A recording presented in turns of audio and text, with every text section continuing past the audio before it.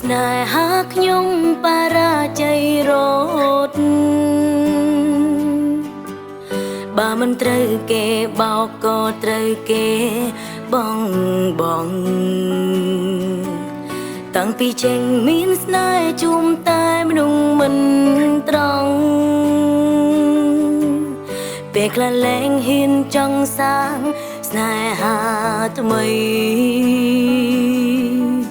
អ្នកណាក៏ដូចអ្នកណាគ្មានខុសគ្នាទេ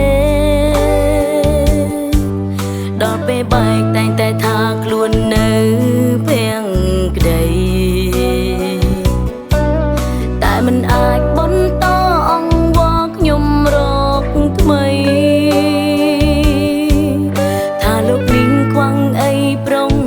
ល្អជាងគេ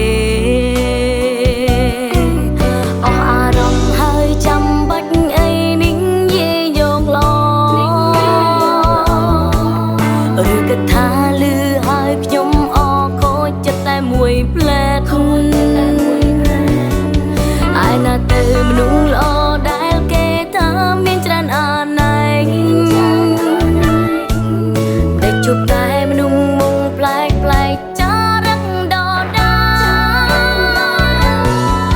ថ្ងៃនេះគឺជាថ្ងៃឯកាពីងបាក់ត្រំខ្លាំងណាស់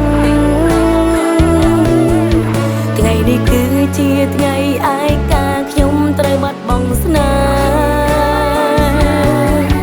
តើខ្ញុំត្រូវឯកាពេញមួយជីវិតនេះមែនទេបានជាគ្មានអ្នកចង់ក្បែរស្នេហ៍មនុស្សដូចខ្ញុំ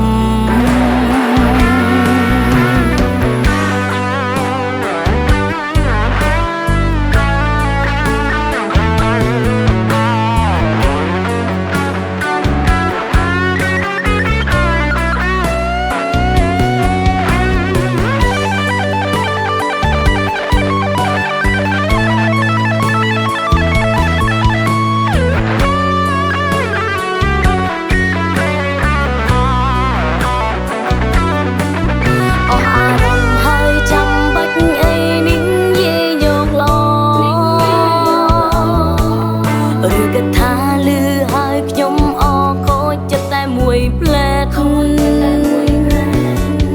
ឯណាទៅមនុស្សល្អដែលគេថាមានច្រើនអាណែងតែជួបតែមនុស្សមុងប្លែកចារឹកដដាថ្ងៃនេះគឺជាថ្ងៃឯកាពីងបាក់ត្រំខ្លាំងណាស់ថ្ងៃនេះគឺជាថ្ងៃឯកាខ្ញុំត្រូវបាត់បង់ស្នេហ៍ខ្ញុំត្រូវឯកាពេញមួយជីវិតនេះ